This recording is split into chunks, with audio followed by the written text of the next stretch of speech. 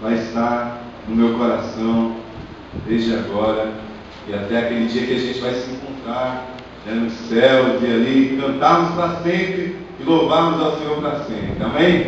Mas antes disso eu quero voltar aqui, né? Posso vir mais vezes se os irmãos quiserem, tá bom? Amém. Vamos à palavra do Senhor, Marcos capítulo 10, versículo 46.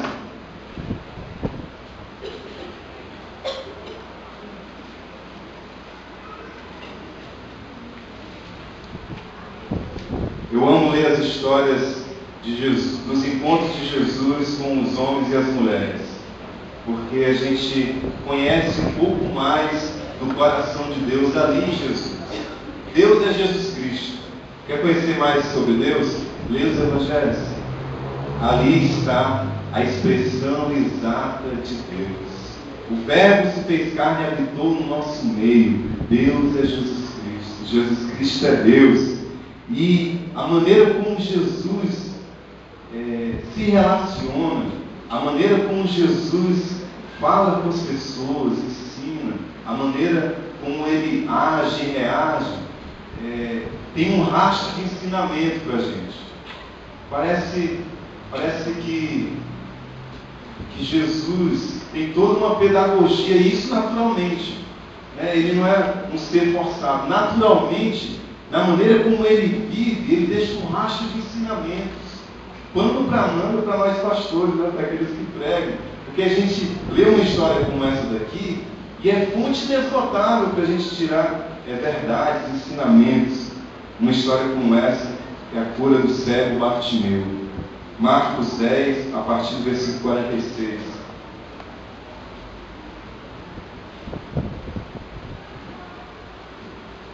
Então chegaram a Jericó.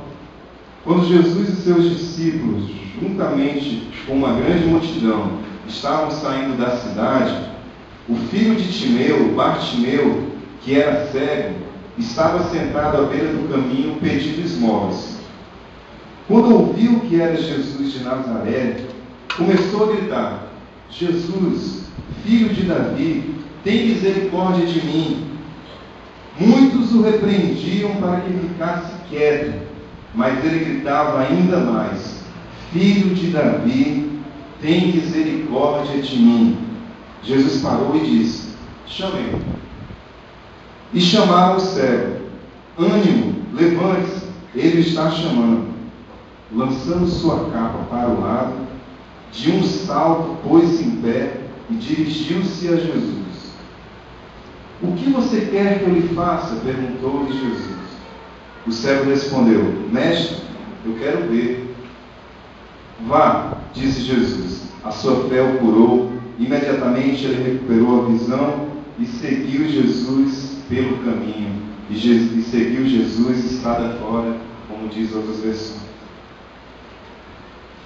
Pai querido, nós estamos aqui ao redor da Tua Palavra e ansiosos para ouvir a Tua Palavra mais uma vez. Fala, Deus, que nós guardaremos a Tua Palavra. Espírito Santo, toca no coração deste homem, no coração dessa mulher, enquanto nós compartilhamos, Senhor, da Tua Palavra, daquilo que está no meu coração, daquilo que eu pensei contigo em oração, daquilo que eu escrevi, daquilo que está na minha mente, no meu coração. Espírito Santo, usa esse momento aqui para nos pastorear, para nos abençoar nesse instante, para a glória de Jesus. Amém.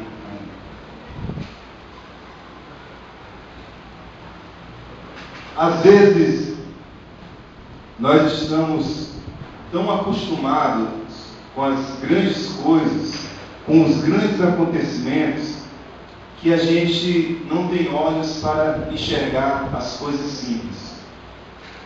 Às vezes a gente, naquela expectativa de ver um grande milagre, de ver um grande acontecimento, a gente acaba fechando os olhos para os pequenos milagres da vida, para as coisas sutis que Deus está fazendo no cotidiano, de segunda a segunda-feira. Uma sociedade como a nossa, de consumo, do descartável, do imediato, uma sociedade do utilitarismo, dessa concorrência ufanista, do triunfalismo, acaba fechando o nosso coração para as coisas mais simples, para as coisas pequenas. Num mundo como este, por exemplo, nós nos tornamos cada vez mais intolerantes com o erro do outro, impacientes com aqueles que andam devagar e superficiais nos relacionamentos que exigem de nós mais empenho, mais dedicação. E os nossos olhos se fecham para os fracos, para os perdedores, para as amizades que requerem tempo, para aqueles que não têm o padrão de beleza imposto, para os pobres e para os prazeres pequenos do nosso dia a dia. E quando a gente vai ler a Bíblia, a gente precisa ter o máximo de cuidado para que essa sociedade não interfira de tal maneira na nossa leitura bíblica que a gente não consiga enxergar as sutilezas das narrativas. Porque às vezes a gente vai para o texto e o que nos chama mais atenção são as coisas fabulosas e grandiosas. O que te chama mais atenção nesse texto aqui? Antes de eu falar tudo isso, né? Geralmente é a cura do cego Bartimeu, ele recuperar a visão. Mas será que tem outra coisa aqui nas entrelinhas? É sobre isso que eu quero falar para vocês. Quando eu leio essa história, eu consigo enxergar um milagre maior do que a cura do cego. Que milagre é esse? Onde é que você está vendo? Lá vem o seu com heresia. Não é heresia. Vamos com calma e a gente chega lá. Que milagre foi esse? Aí eu gostaria de dividir com vocês algumas verdades a partir desse texto. Primeiro,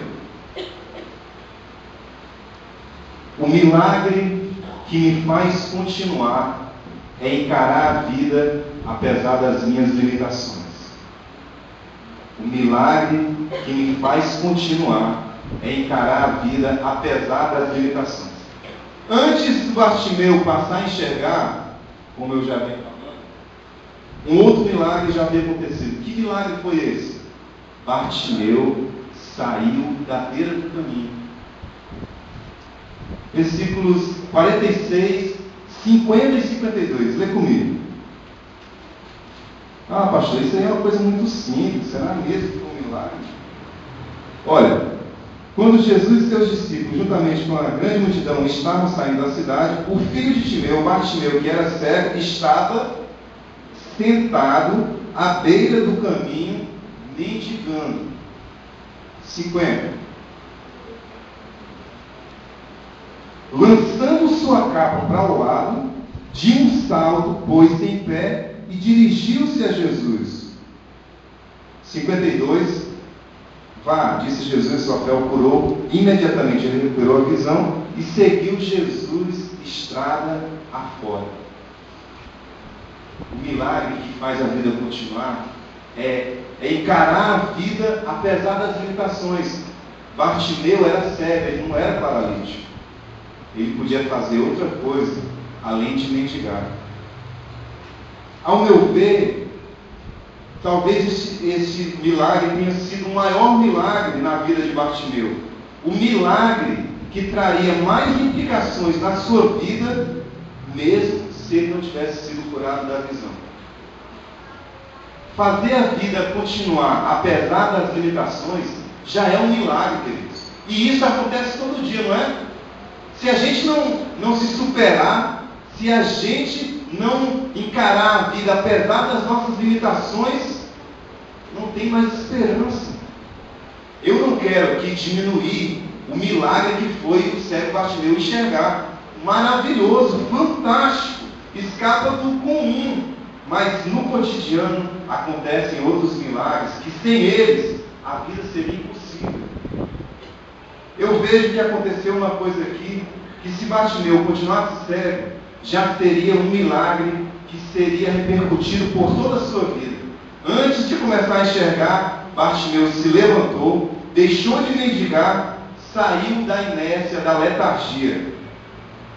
Foi um milagre, para mim, foi um milagre maior do que o cego recuperar a visão. Como é que a gente mede um milagre, pastor?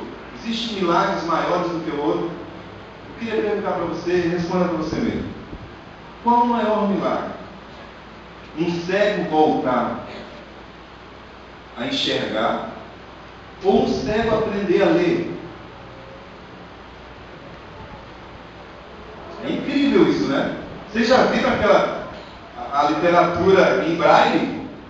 É uma coisa fabulosa, fantástica. É cheio de pontinhas, eles passam o dedinho ali e sabe o que está escrito. Evangelho de Marcos, ele vai lendo ali, cego Bartimeu.